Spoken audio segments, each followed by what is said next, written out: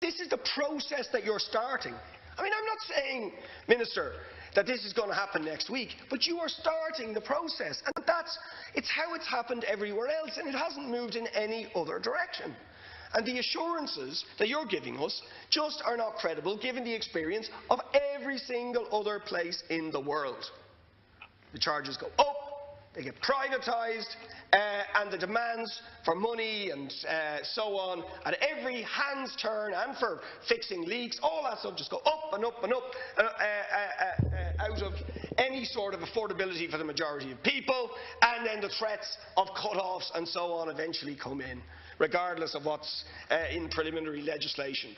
But one thing that, as I said, really shocked me about this water out thing is it confirmed a fear that I had that is in this document. I don't know if you've read it, Minister. Have you read this Irish Water document? General Conditions for a Water and Wastewater Agreement. These are the conditions that every customer of Irish Water, once they sign up to, is signing up to. They're committed to. Most of them won't have read it, but it's a document on their website, and these are the conditions of being an Irish Water customer, so-called. And in the obligations of the customer, on page 17, section 197, it says the following. The customer shall not allow the discharge of rainwater runoff from roofs, paved areas or other surfaces into any sewer, except as may otherwise be agreed in advance with Irish Water in writing. Now, what's that about? What is that about? Why would Irish Water require a written agreement, and everybody who is an Irish Water customer will be giving a commitment to do this, demanding a written commitment that if they have water running off the roof or the windows or the paving stones going into the wastewater system, that they require the written agreement of Irish Water for it? What is that about? I'd like the Minister to explain that. Well, I'll tell you what I think it is about, because this is what happened in Detroit, and it's what happened in Bolivia. That because the charges are for water out as well as water in, if people, in an effort to save their bills, the cost of water in, start to harvest water, but that water goes back into the wastewater system, they won't be rewarded for water conservation and using less of the treated water that is coming in.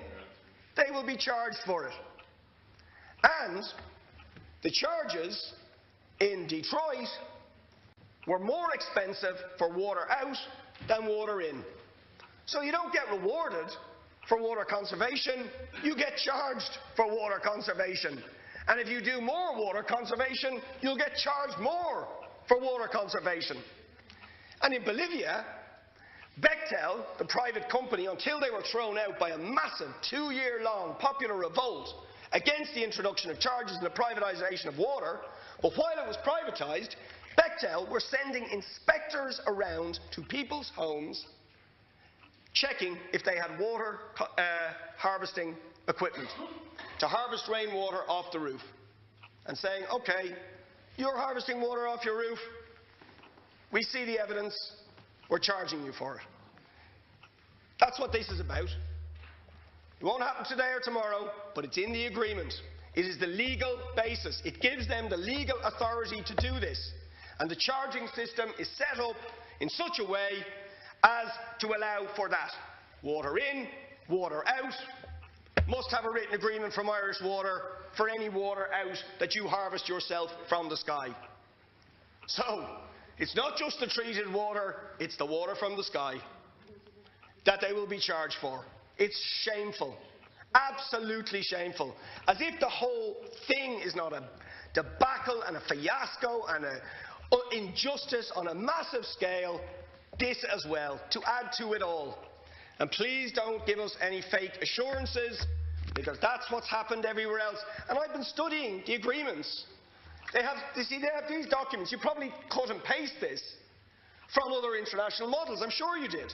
Because I looked at the wording Of all these other private water companies in America, in other parts of the world, the wording is always the same. It's always the same.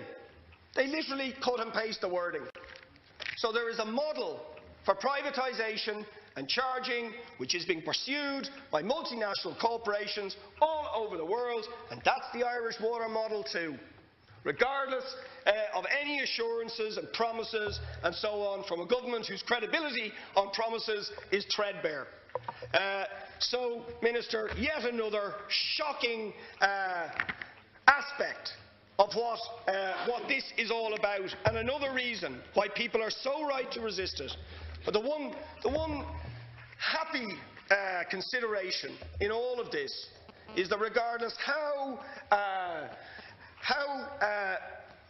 much you refuse to listen to the will of the people, and no matter how much contempt you show for the will of the people, as you have done over recent weeks, the people will triumph on this. The charges will be defeated.